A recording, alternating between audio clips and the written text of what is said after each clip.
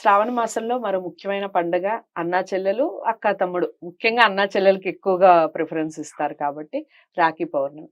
రాఖీ పౌర్ణమి దీనికి మాత్రమే ప్రతీక. అంటే అన్నా చెల్లెల యొక్క అనుబంధానికేనా?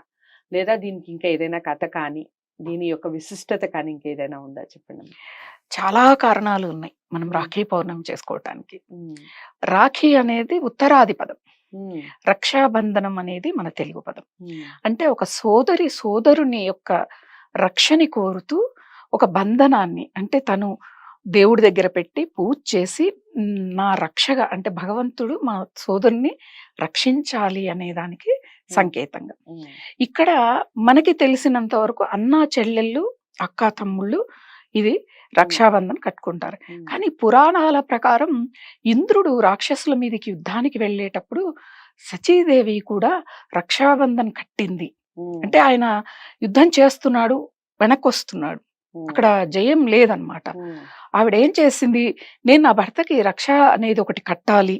కడితే ఆయన జయిస్తాడు అని చెప్పి కడితే ఆయన యుద్ధంలో రాక్షసుల్ని ఓడించి జయించారనమాట. హ్మ్. హ్మ్. అయితే ఇక్కడ భార్యాభర్తలు కట్టుకోవచ్చు అంటే అక్కడ సందర్భం అనేది ఉంది. హ్మ్. సందర్భం ఉండి బయటికెళ్తున్నారు. ఏదన్నా ఒక పని మీద వెళ్తున్నారు. దానిలో సక్సెస్ అవుతే మనకి మంచి అవుతుంది. మన కింద 10 మంది మంచి బాగుపడతారన్నప్పుడు భర్తకి రక్షగా ఏదైనా కట్టవచ్చు. హ్మ్. ఇక్కడ సుభద్ర శ్రీకృష్ణుడికి కూడా రక్షాబంధన్ కట్టేది అని విన్నాం. హ్మ్. హ్మ్. ధర్మ వీళ్ళు పాండవులందరూ కూడా యుద్ధానికి వెళ్ళేటప్పుడు హ్మ్. వాళ్ళకి సోదరి సమానులైన వాళ్ళు కూడా వాళ్ళకి రక్షాబంధనం కడితే వాళ్ళు జయించారు అని చెప్తోంది శాస్త్రం. హ్మ్. అంటే ఈ రక్షాబంధనకి ఎంత విశిష్టత ఉంది అంటే చూడండి, ఆడపిల్ల పెళ్ళై అత్తగారింటికి వెళ్ళినా కూడా హ్మ్. పుట్టింటి యొక్క సంక్షేమం కోరుకోవటం. హ్మ్. ఇక్కడ ఇదేం చెప్తోంది, మానవ సంబంధాలని మెరుగుపరుచుకోవటం. హ్మ్. ఇప్పుడు అక్కా తమ్ముడు అన్నా చెల్లెలు ఏదో ఒక గొడవ రాకుండా అయితే ఎవరింట్లో ఉండదు. అవును. కొంచెం దూరంగా ఉన్న రక్షాబంధన్ వచ్చేవరకు అబ్బా మా అన్నకి కట్టాలి, అన్నయ్య మా తమ్ముడికి కట్టాలి. కట్టాలి హ్మ్. అంటే ఆ సంబంధాన్ని తిరిగి కలుపుకోవటం అనేది ఇక్కడ మనకి ఈ రోజు కనిపిస్తుంది. హ్మ్. అంటే అసలు ఎక్కువగా చెబితే ఒక 30-40 సంవత్సరాల కిందకి వెళితే ఈ రక్షాబంధన్ ఉత్తరాదికే పరిమితమైంది. హ్మ్. మనకి దక్షిణాదికి లేదు. హ్మ్. తర్వాత అటు వాళ్ళు ఇటు, ఇటు వాళ్ళు అటు ఉద్యోగరీత్యా, వ్యాపార రీత్యా పోవటం వెళ్ళటం రావటం వల్ల. వల్ల హ్మ్. వచ్చింది ఇదేం మంచిదే చెడేం కాదు. హ్మ్. అయితే ఈ రక్షాబంధన్ రోజు దూరంగా ఉంటారు. ఇప్పుడు హ్మ్. చాలా వరకు వేరే దేశాల్లో ఉంటున్నారు. హ్మ్. పాపం ఇంకా శ్రావణ మాసం వస్తుండగానే వాళ్ళకి చేరాలి రాఖీ ముందే పంపించేస్తూ ఉంటారు. హ్మ్. హ్మ్. ఆ సోదరీమణులనేది. మీరు ఆ రోజు అక్కడ మీకు సోదరి సమానమైన వాళ్ళు ఉంటే వాళ్ళతో కట్టించుకోండి అని. హ్మ్. అయితే ఊళ్ళో ఉన్నవాళ్ళు దగ్గర దగ్గర ఊళ్ళల్లో ఉన్నవాళ్ళు వెళ్ళి వస్తూ ఉంటారు. హ్మ్. ఆడపడుచు ఇంటికి రాగానే ఆ రోజు చక్కగా మంచి వంటలు చేసి పెట్టటం, హ్మ్. వాళ్ళకి తగిన కానుకలు ఇవ్వటం సోదరుడు. హ్మ్. శ్రావణ మాసంలో ఆడపడుచుకి ఈ రాఖీ పౌర్ణమి, శ్రావణ మాస పసుబొట్లు 2 హ్మ్. కూడా ఆశిస్తుంది ప్రతి ఆడపడుచు కూడా. అవును. అది ఏదో రూ. 10 ఇవ్వని పుట్టింటి నుంచి అత్తింట్లో రూ. 1,00,000 అసలు పెట్టి ఎన్ని సార్లు చెప్పుకుంటామో. భర్త సరే వరలక్ష్మి వ్రతానికి ఓ 2,00,000 ఇస్తా నగ తెచ్చుకోమన్నా 10 మందికి చెప్పుకోము. అవును.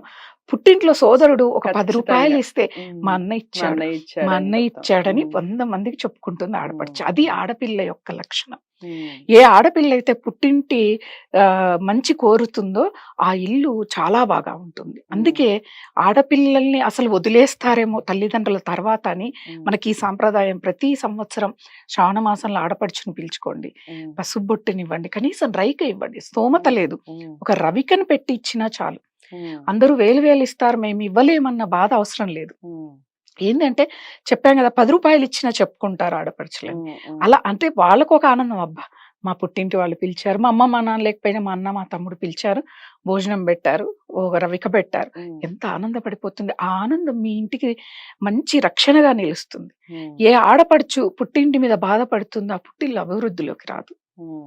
కాబట్టి ప్రతి ఒక్కళ్ళు కనీసం ఎటువంటి అరమరికలు ఉన్నా కూడా ఈ రక్షాబంధన్ వచ్చేవరకు, ఈ శ్రావణ మాసం వచ్చేవరకు అవన్నీ తొలగిపోతాయి. హ్మ్. అంటే ఇవన్నీ ఎందుకు పెట్టారు అంటే ఎక్కడ మన కుటుంబ వ్యవస్థ దూరం అవుతుందో, హ్మ్. అంటే ఇంక ఏముంది మాట్లాడుకోకపోతే, ఇలాంటివి లేకపోతే ఎవరి జీవితాలు వాళ్ళవి. అవును.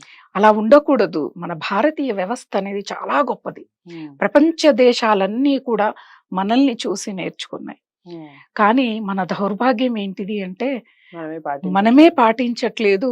కుటుంబ వ్యవస్థకి అసలు చాలా చివరి భాగంలో భారతదేశం ఉంది ఈరోజు. ఉమ్, ఒక భార్యాభర్త వ్యవస్థ కానీ, కుటుంబ వ్యవస్థ కానీ, విడాకులు తీసుకోవటం ఎక్కువ, పిల్లల్ని ఆశ్రమాల్లో వేయటం ఎక్కువ, వృద్ధాశ్రమాల్లో హాస్టల్స్లో వేయటం ఎక్కువైపోయింది. ఉమ్, మిగతా దేశాలు చాలా చాలా ముందున్నాయి, మన దేశాన్ని చూసి నేర్చుకున్నాయి. ఉమ్, కాకపోతే నేను అందరికీ చెప్పేది ఏంటిదంటే మన వ్యవస్థని మనం కాపాడుకుందాం. ఇదేం పెద్ద ఖర్చు అయ్యేదేమీ కాదు. ఒక మాట, ఒక చిన్న చిరునవ్వు, మన సోదరిని నవ్వుతూ పలకరించటం, నవ్వుతూ పిలవటం. ఎంతో మంది స్నేహితులు వచ్చి భోంచేశారని సోషల్ మీడియాలో పెట్టుకుంటామే, మా ఇంటి ఆడపడిచి ఈ రోజు వచ్చిందని పెట్టుకుంటే వచ్చిన నష్టమే ఉంటుంది. అవును. ఒక భోజనమేగా, ఎంత ఆనందపడిపోతుంది అసలు. ఉమ్, అసలు కొన్ని ప్రాంతాలలో వచ్చిన ఆదాయంలో కనీసం ₹1,00,000 సంపాదిస్తే ₹1000 ఆడపడిచికి ఇచ్చే సాంప్రదాయం ఉంది. ఉమ్, అలా ఇస్తే ఆ ఇల్లు అభివృద్ధిలోకి వస్తుందనే వాళ్ళు చాలా మంది ఉంటారు. అవును. మహాలక్ష్మి స్వరూపంగా ఆడపడుచుని ఆడపిల్లని చూస్తారు. చూస్తారు. చూస్తారు. అలాంటిది ఆ ఆడపడుచుని ఈ రాఖీ పౌర్ణమి రోజున ఇంటికి ఆహ్వానం చేయటము, లేదా ఆడపడిచే వెళ్ళిపోవటము, ఉమ్, తీపి పదార్థాలు, హారతితో ఉమ్, రాఖీని తీసుకుని వెళ్ళి అన్నకి బొట్టు పెట్టి, ఉమ్, హారతిచ్చి, తీపి తినిపించి, రాఖీ కట్టి కూర్చొని ఎలా ఉన్నారు, వాళ్ళెలా ఉన్నారు, వీళ్ళు ఎలా ఉన్నారు, పిల్లలు ఎలా ఉన్నారు, ఈ ఈ మాటలన్నీ కూడా ఏంటిదంటే తిరిగి ప్రేమను చిగురింపచేస్తాయి. ఉమ్, తల్లిదండ్రులు మనమున్న రోజులు ఉండరు, వాళ్ళున్న రోజులు మనం ఉంటాం. Right. వాళ్ళు దాటుకొని వెళ్ళిపోయాక మానవ సంబంధాలు మెరుగుపడాలి అంటే అన్న తమ్ముళ్ళే తర్వాత ఆడపడుచుకి. ఉమ్, అత్తింట్లో ఏమున్నా కూడా పుట్టింటికి వెళ్ళే వరకు మర్చిపోతుంది అవును. కదా. అటువంటి సంబంధాలని మెరుగుపరిచేవి మనకి పురాణ గాథలు ఎన్నెన్నో ఉండినివ్వండి. ఇవన్నీ మానవ సంబంధాలని మెరుగుపరుచుకోవడం కోసం, రక్త సంబంధాలని మర్చిపోకుండా ఉండడం కోసం మనం వీటిని ఆచరించడంలో తప్పులేదు.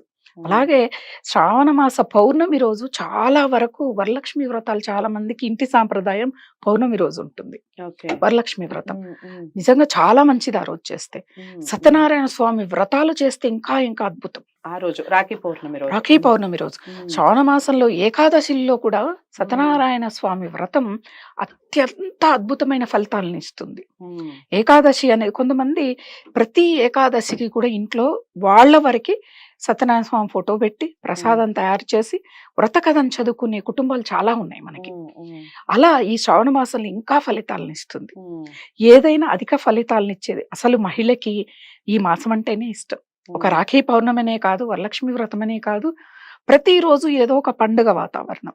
ఓకే.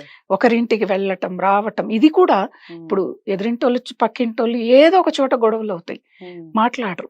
శ్రావణ మాసంలో చాలా మంది మాట్లాడకపోయినా వెళ్ళి మా ఇంటికి తాంబూలానికి రండి అంటారు. అవును. అక్కడ సంబంధాలు మెరుగుపడతాయి. ఉమ్, ఉమ్, ఎంత మంచి సాంప్రదాయాన్ని, ఎంత దూరదృష్టితో మన ఋషులు మునులు ఆలోచించి మన శాస్త్రాలని, పురాణాలని మనకు అందించారు, పురాణ కథనాల రూపంలో మనకు అందించారు. ఒక్కసారి మనం తెలుసుకుంటే ఎవరూ కూడా ఆ యొక్క రక్త సంబంధాన్ని కోల్పోకుండా ఆ బంధాన్ని కాపాడుకుంటూ ఉమ్, రావడం అనేది జరుగుతుంది. అదే ఈ రాఖీ పౌర్ణమి.